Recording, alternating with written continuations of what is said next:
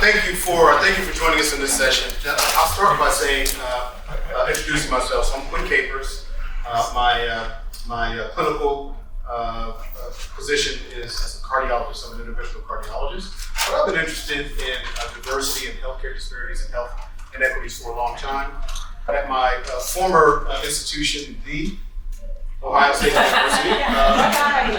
For a decade, I was the dean of admissions. I no longer work in admissions, but I still have a lot of love for admissions. Now, I am at the University of Texas Southwestern as the associate dean of faculty diversity. So, as I like to say, I'm now on the other end of the spectrum, so that when our diverse students come into medical school, they'll have some diverse faculty to work with. So thank you for joining us. We're gonna have some fun here. I'm very aware that I'm preaching to the choir. You know, and if I were in the audience, one of you were up here talking, you would be preaching to the choir. So you're here because you know that diversity will really improve outcomes in healthcare. You're here because you get it. You know that if an institution wants to be excellent, it's got to be diverse. You cannot be excellent unless you're diverse. So you get that. Yet, even though you are the choir, I'm going to present some information to you that I hope you find useful, and then we'll have some a little bit of fun with a little bit of a workshop at the end. So, start here. Am I supposed to point this in a certain direction? Right. So I'm going to just go to the computer. Yeah. Oh, you mean I'm going to have a manual change? All right. Okay. So that you can. How many of you have to do that? Maybe that's what we need. We just needed that. Yes. So here's what we all know, that there are a lot of steps, right? A lot of steps to becoming a physician before you even get to applying for medical school. But that admissions process is a multi-step process. First step, somebody's got to read the applications, you know, and that's of course when you get the first big chop, right? Maybe at your medical school, maybe you have 6,000 applications, but you only interview 600 people. So that's the first big chop. We call that screening. And I think it's underappreciated that maybe is one of the most important of the steps in medical school admission. Because if an applicant doesn't survive screening, then they're not going to be a doctor, at least not through that school or that time around. So there's screening. And then there, of course, are the interviews. Then there, of course, after the interviews, there's some meeting somewhere, really smart people get together and they make the selections.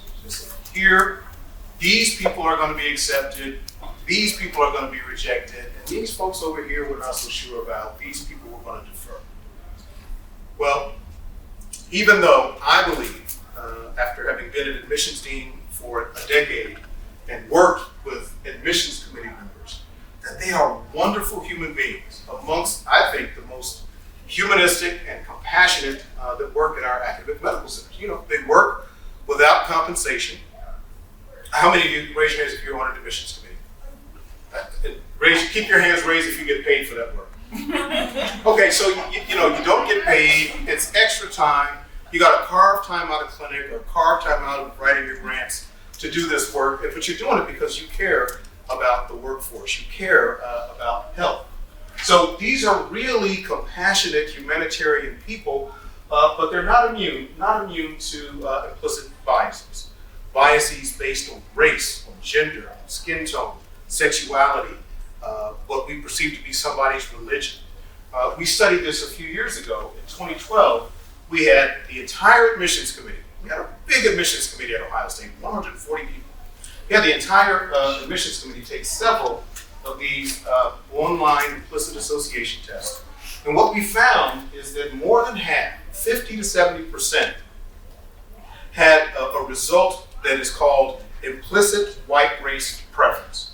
And what that means, if I have implicit white race preference, that means if I look at a white person's face, my mind automatically, unconsciously now, this is beyond your awareness or your intention, but my mind automatically associates that white face with good things like family, joy, love, etc. And when I look at a black person's face, my mind unconsciously associates that black person's face with negative things like pain, fear, violence, danger, misery, etc. 50 to 70%. So that means the people of color who were interviewing, as they were sitting in their interview, they were sitting across the table from someone who, looking at them, associated them with negative things like danger, violence, and misery. It's hard to imagine that that wouldn't find its way into your overall assessment of the applicant. And that's what concerns us. Well, if that's the bad news, there's some good news in that. And that is that at our annual admissions committee retreat that year, when we released that data, we immediately went into an implicit bias mitigation workshop where we worked on strategies to reduce the impact of implicit bias. And guess what? The next class we admitted was the most diverse class in the history of the Ohio State University College of Medicine. So we immediately made annual implicit bias mitigation training an annual requirement to be on the admissions committee. And the diversity continued to go up. And if you're familiar with one thing that I consider a success, even though I might say some negative things about U.S. News and World Report ranking of medical schools, what they started to do, if you're paying attention, is ranking medical schools based on their diversity. If you look at that, you'll see Ohio State University is one of the most diverse medical schools in the country. Not only because of implicit bias training of the admissions committee, but we do think that was one of the transformative things. So, how might these biases on the admissions committee play out? Oh. There we go. So first, remember, we got the screening stage. Somebody's reading applications.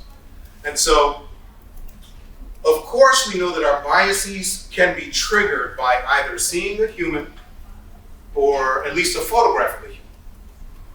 But there's evidence that our biases can be triggered by words on a page.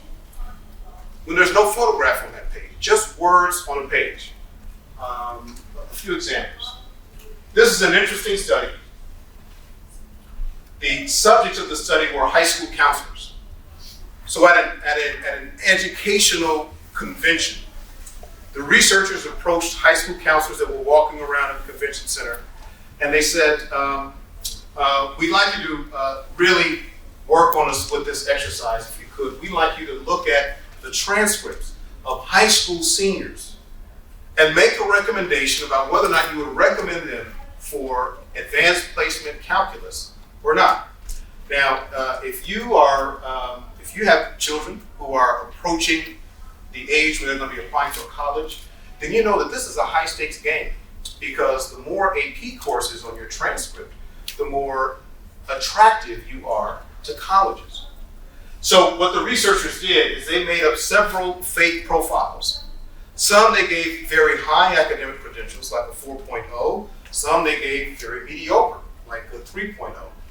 And some they gave mainstream names, like Hannah Douglas or Jake Connor.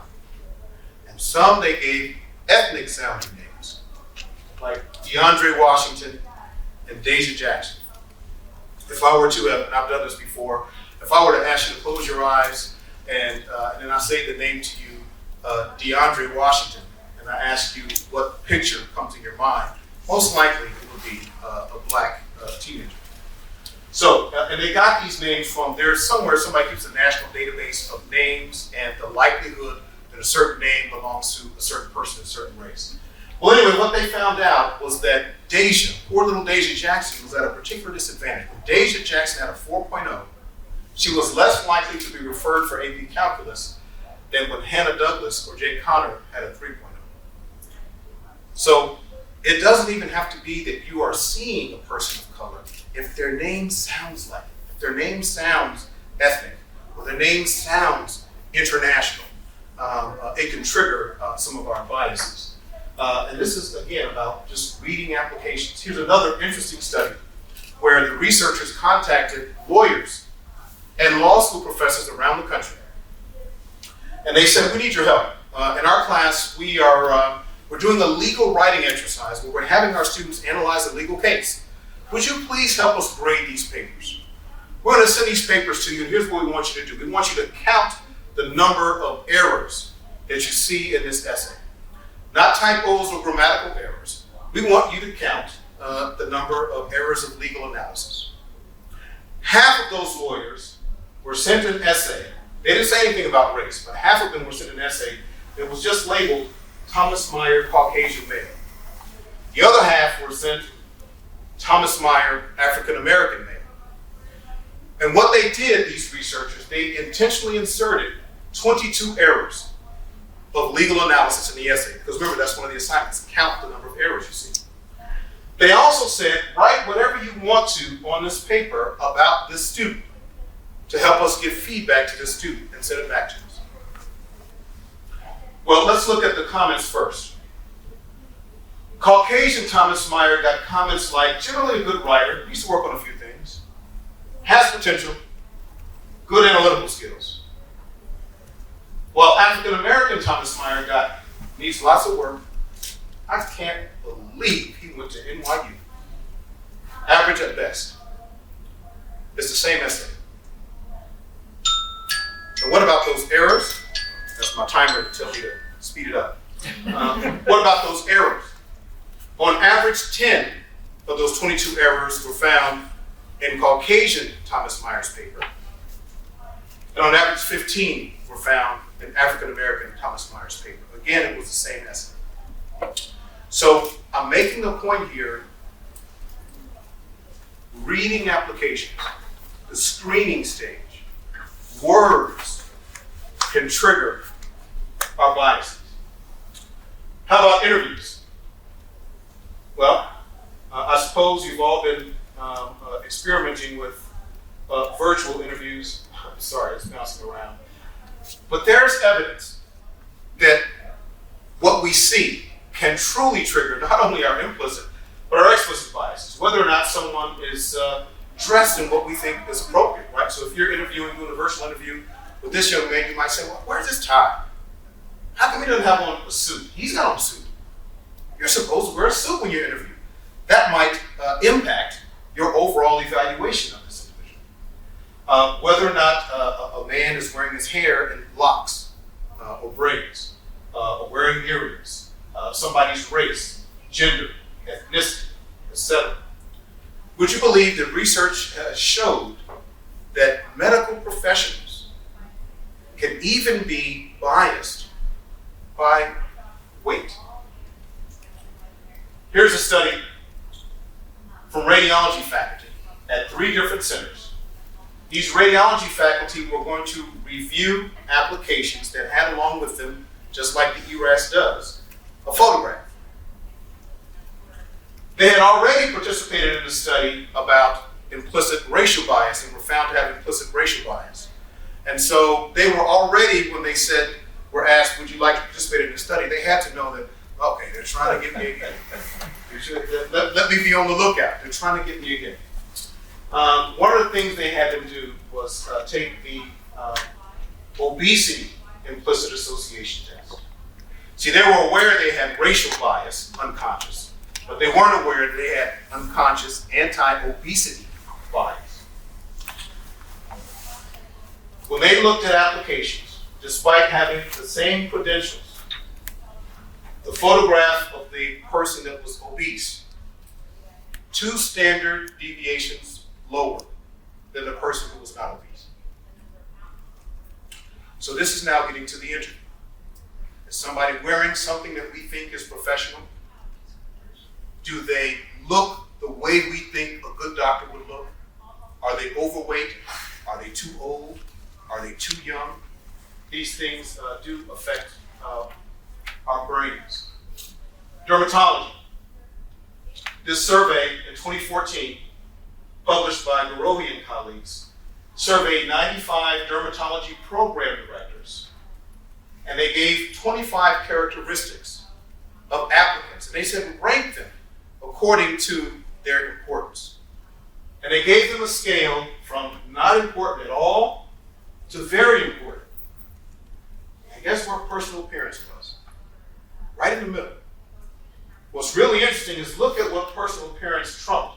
Personal appearance trumped having a poster presentation. It trumped having an advanced degree, a PhD or an MPH. It even trumped having done a clinical fellowship in dermatology. We thank these dermatology program directors for giving us an honest answer. But this is making the point that even the humanistic, compassionate people who, like you, volunteer their time to help pick out healthcare workers are prone to biases. And then finally, we got to meet. We got to meet and actually make our selection process. And I won't belabor this point, but all kinds of things influence our disposition here. Facial expression, I've heard. One of the things about being an admissions dean is, as I sat in all the admissions committee meetings, it was like being a fly on the wall. So I got to hear things. And sometimes I would hear, she's not smiling. She's not smiling. Or that really was an unusual choice of clothing that they chose to wear. You hear about the impact that it plays when someone has a certain, comes from a certain institution. They came from Harvard, they gotta be good. If they came from, we just heard a wonderful talk about community colleges. If they came from community colleges, they're a little bit suspect. Yeah, he graduated top of his class, but it was at the community college. Well, we need to mitigate our individual biases, but we also can do some things about structural biases. And you've heard a lot of good things today about structural biases. That SAT score at UC Davis that my good friend Mark Henderson talked about is a good example of trying to take into account and account for structural biases towards health equity. That's something they should be very proud of. But what I want to ask is, does your admissions committee have a mission statement? And by mission statement, I don't mean the long, sprawling, multi-stanza, multi-paragraph beast that an academic medical center's mission statement usually is. Right? Those are really long, right? There's mission, vision, values. It usually goes on for a couple of pages. I mean, a nice, succinct 2 or 3 sentence mission statement for your admissions committee. The importance of that is, if you don't have that, then you are making decisions based on how this individual feels.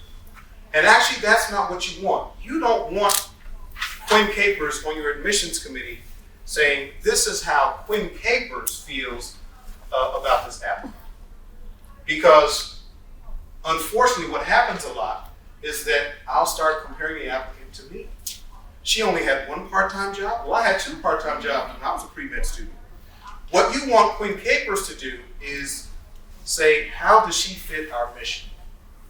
So when you don't have a mission statement, you get these individual biased decisions. You've heard about holistic review. I won't repeat that.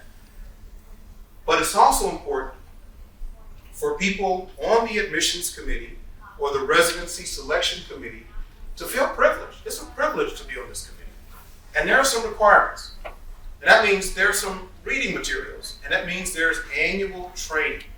I've been surprised at times when I've talked to other admissions deans, and they feel like, oh, the faculty are so busy, we don't really have time to train them every year. No, every year, there should be an annual orientation for everybody on the admissions committee. We would do that at Ohio State, and the veterans, every year, we would have this conversation.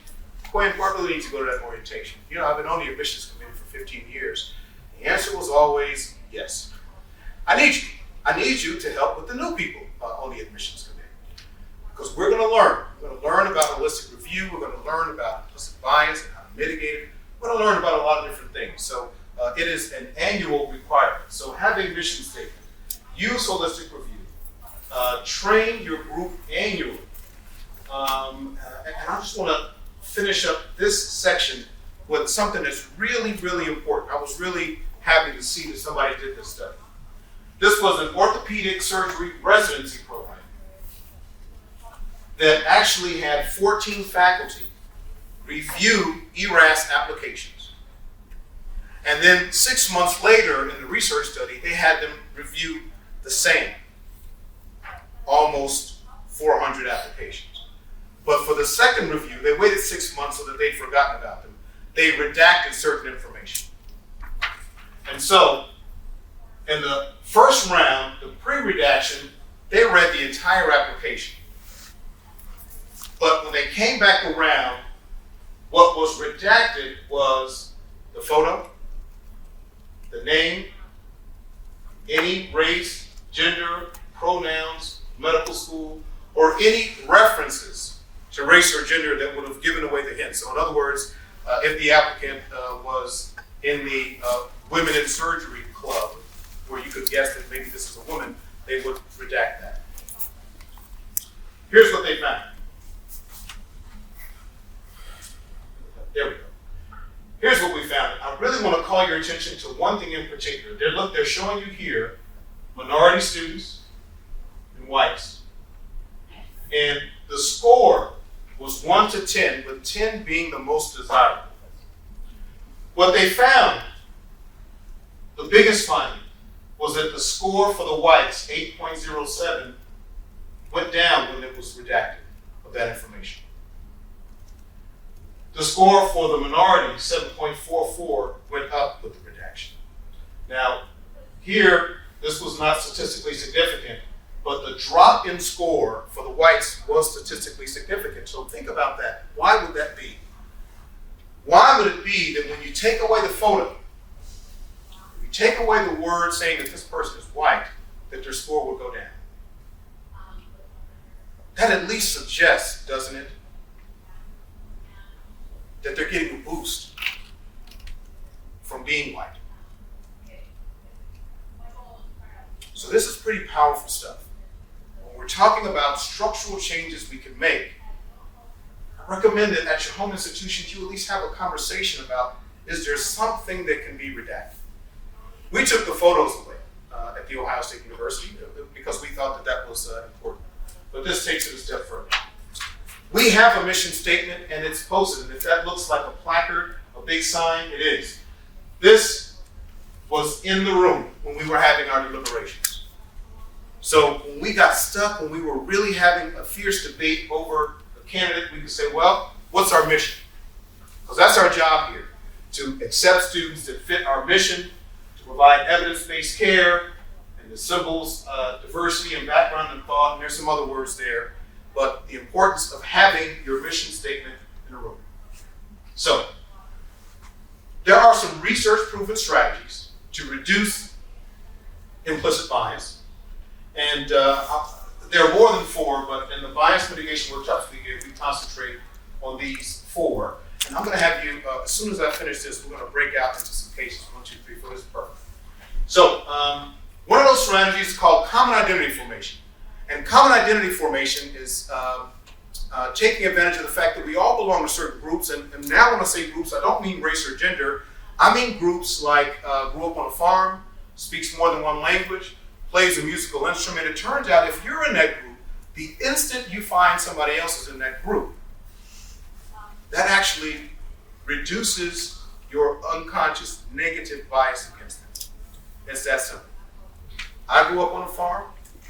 Oh, you grew up on a farm too. It's that simple. That reduces some of your negative bias. Number 2, perspective taking. Force yourself to see the world through this person's eyes. What does it feel like to be them? When you do that, you develop empathy. Empathy reduces unconscious negative bias. I love number 3, consider the opposite. This is a mental exercise where when you're seeing the patient or interviewing an applicant or meeting your neighbors for the first time, you've done your review and you're about to make a decision, call a timeout, re-review the information, but this time your assignment is to find evidence that convinces you of the opposite conclusion. Then make a decision. Going through that exercise, making a case for and a case against, actually mitigates the impact of our unconscious biases. And finally, counter stereotypical exemplars. This one is just thinking of envisioning someone you know that shares something in common with this individual. Someone that you know that you hold in high esteem. When you do that, then that person in front of you, your negative bias against them comes down. These seem like they take a long time, but once you rehearse these, you can do all this in about 2 minutes. So what I want to do now is divide you into 4 groups, and you're conveniently, look at that, sitting in 4 tables. Yes? That data on race, I agree, it's pretty powerful. Was there anything similar that came out with gender? Which on this study? data. The study brought the scores down for whites and increased it a little bit for minorities. Was there any similar data on the differences in gender before and after? Fantastic question. In that particular study, no. I hope there'll be a follow-up study. They were just looking at race. Oh, so they didn't even look at gender. Yeah, minorities versus whites. Yeah. All right. Okay. So what we're going to do now is each table, I'm going to like 1, 2, 3, 4. We're going to do some cases here. And let me show you the people that you're going to be evaluating for admission to your medical school. Naima, and you got information here about Naima, Cindy, Jamal, and where's William? There's William. So each table, what I'd like you to do is assign a scribe, so somebody's got to do some writing, and then we're going to have a report out. And we can get this done in just a few minutes. But what you're going to do, you have these cases with you, is first on your own. So if I can have your attention, this table right here, you have Naima. You are table 2, you have Cindy. This table right here, you have Jamal. And in the corner back there, you have William. So the first thing I'd like you to do is silently, on your own, without talking to the members of your group. And step 1, I want you to evaluate your student and give them a ranking. Now this is you as an individual. 1 through 5. With 5 being your highest recommendation to admit them to medical school, and 1 being your lowest recommendation.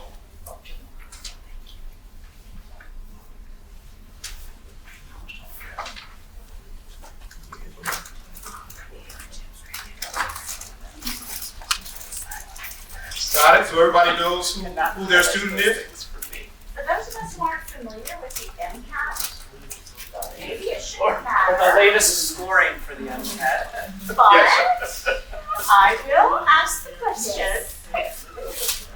Very good. So 500 is the 50th percentile. So 500 is right in the middle. Okay. That's not testing or people admitted to that. Testing. Perfect. What's the scale? 1 to what? What's the 1 to 5. 1 to 5. 5 means you are most likely to refer for admission. 1, least likely. Is this me or my admissions? No, this is just you. And then we're going to see if that changes with some deliberation. So when you're done with that, when you've got your score 1 to 5, you can raise your hand. I'll know you're done. Okay? This part shouldn't take long. Everybody individually, and I'm hearing some chatter, but with this is without input from your neighbor. So 1 to 5, okay?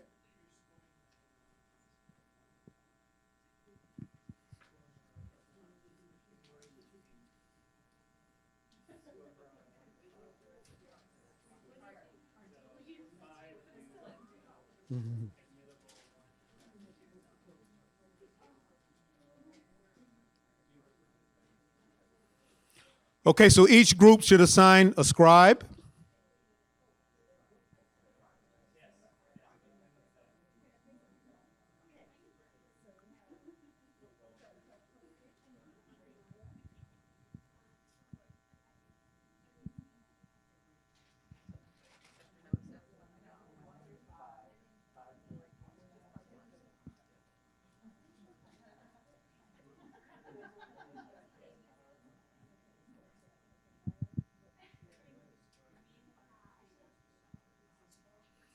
Okay, and so if I can have your attention, what I'd like now is I'd like the scribes to come up with your table's average.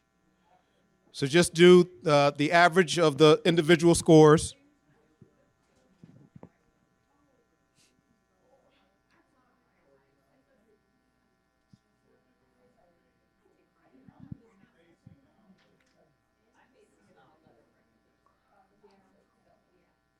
And scribes, when you're done with that, you can raise your hand. I'll know you're done.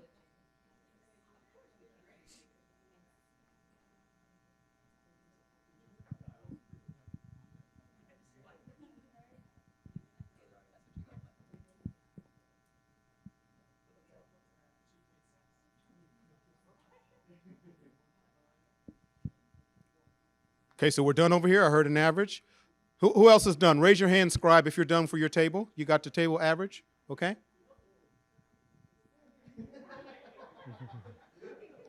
We got to pull out the calculators.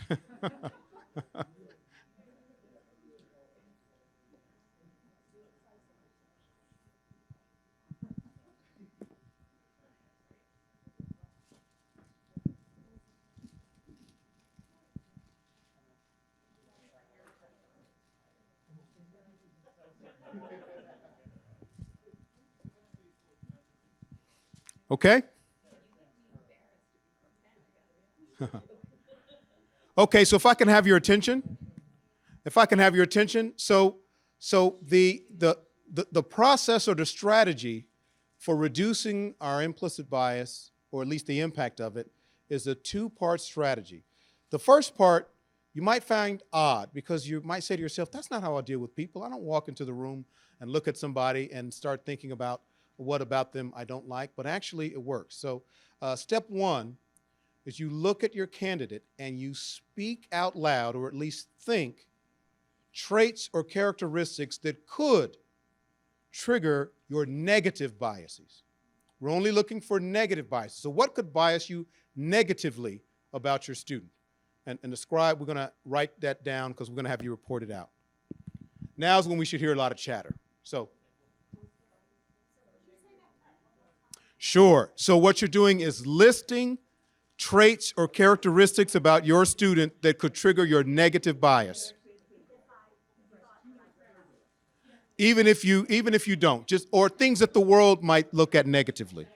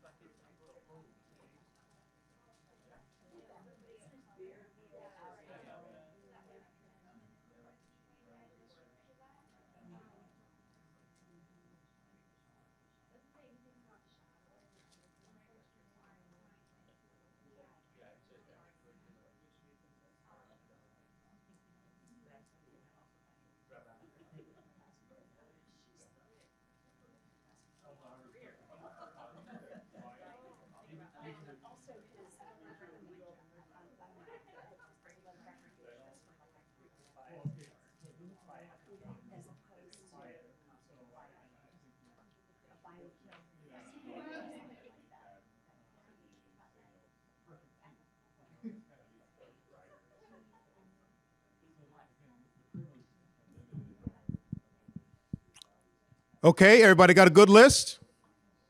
Everybody got a good list? Okay, so that's step 3. Now, step 4 is we're going to have you at your table discuss one of these bias mitigation strategies. You're just going to talk through it and talk through how it would work. So I'm going to call you table 1 right here. Table 1, I'm going to have you use common identity formation. So you're going to look at the evidence and just think about and talk about where you and your student share some common group identity.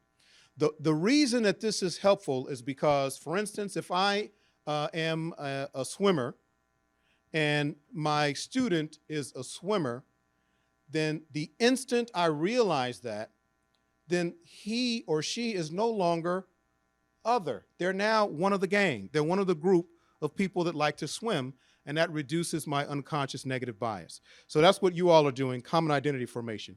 Here you all are number 2. We're going to have you do perspective taking, and that's simple. See the world through your students' eyes and just have a conversation about what does it feel like to be them, okay?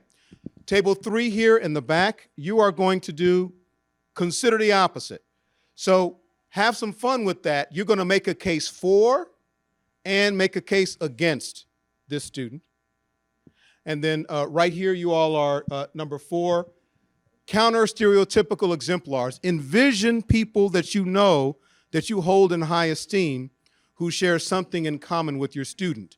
That actually helps your student. So go ahead and talk through that. Now is where we should hear some chatter.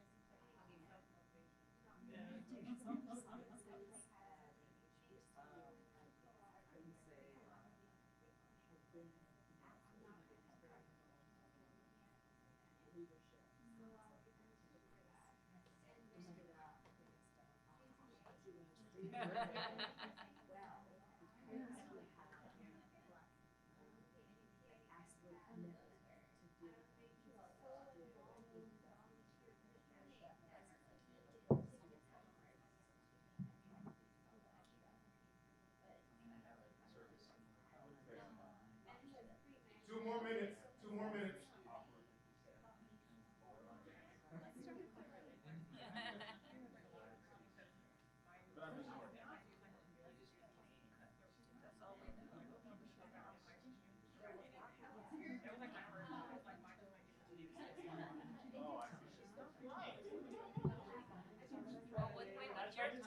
What's your common identity?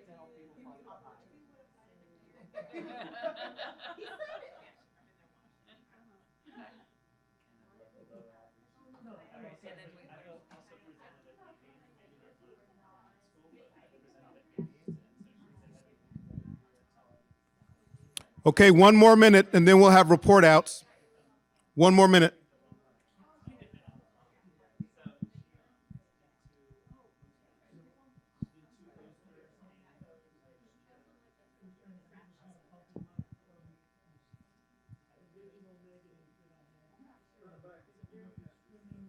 Okay, can I have your attention, please? May I have your attention? If I can have your attention. Now, the last thing you're going to do, just take 30 seconds for this.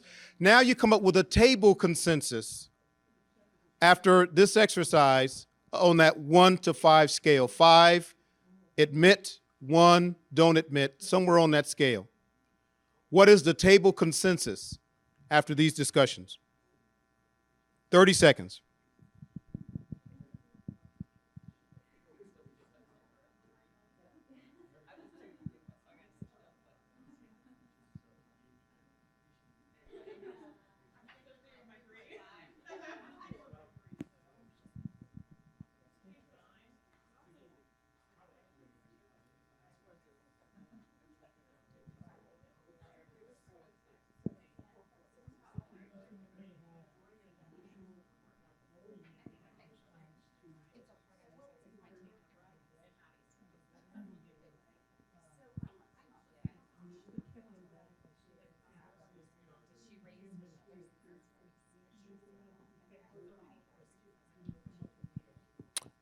Okay.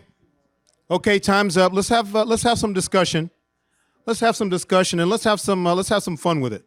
So in addition to choosing a scribe, you were supposed to choose a reporter. I might not have said that. Maybe your scribe will be a reporter, or maybe somebody else will do that. So who is the spokesperson for this table here? Okay. So tell us about just give us a quick summary of your student. We have Naima, who identifies as a Black Somalian woman, comes from the Ohio State University. We had a lot of skepticism around did average on her GPAs, on her MCATs, and depending on what institution you're at, she either did average or below average for her GPA.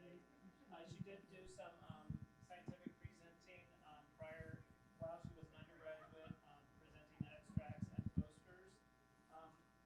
But she had no extracurricular activities, and her letter of recommendation called her quietly competent, and said that she sometimes came across as awkward until she explained that her faith prohibited her from interacting in a way that many people would find common.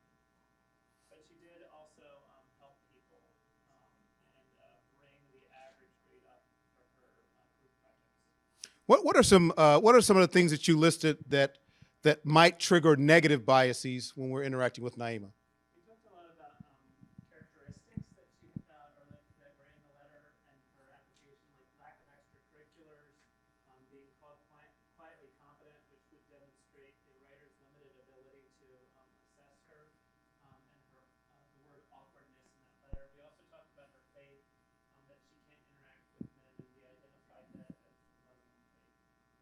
Okay. And then what was the average of your individual scores? 2.6. And then how about your group consensus at the end? 3. So it went up a little bit. Okay. Identified her in our consensus as a hard worker and organized, and identified that she may be supporting a family or working full time or raising a family member, not just supporting a family, but raising a family member, a sibling, or a child. Okay. All right. Thank you. Thank you very much. Good job. Give them a round of applause. Group 1. Thank you. Okay. Group 2, who's your spokesperson?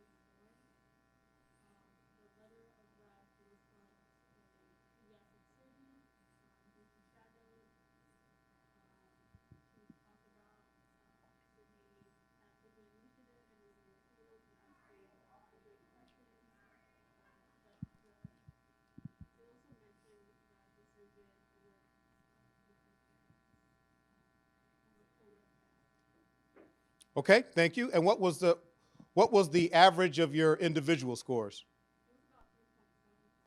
3.75. And with part 1 of bias mitigation, where you try to list things that might trigger negative biases, what did you come up with? What was on your list?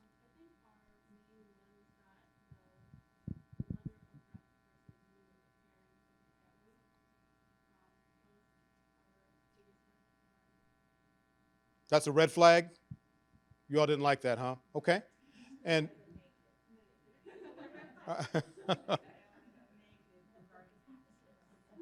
okay. And then after your discussion, what was your consensus group score? Okay. All right. So not much change there. And then anything you want to tell us about your bias mitigation strategy, perspective taking, and Cindy?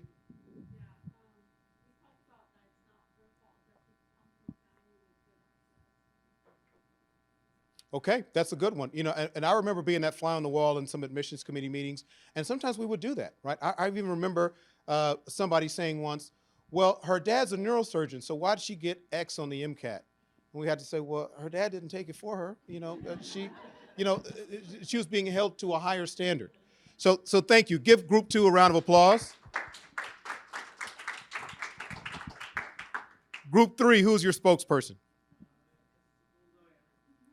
Okay, you've been voluntold? Yep.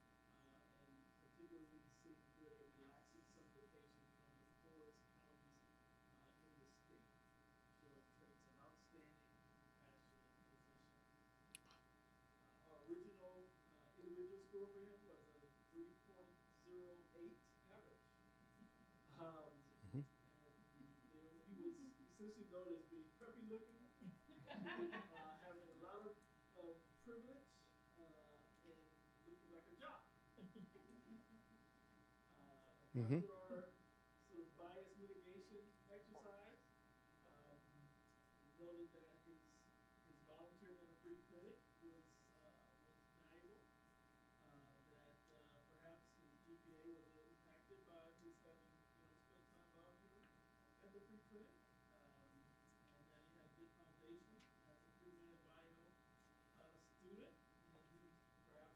way, so acting in other ways, and particularly this ability or capacity to make patients smile was something that was mature for someone at his level.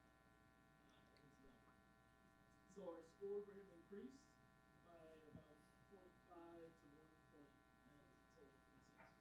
Excellent. Good, good. Thank you very much. Give them a round of applause. Yep. Okay. And then finally, our final table here. Do you have a spokesperson? And I'm sorry, we're running late, so I'm going to ask you to speak fast on this.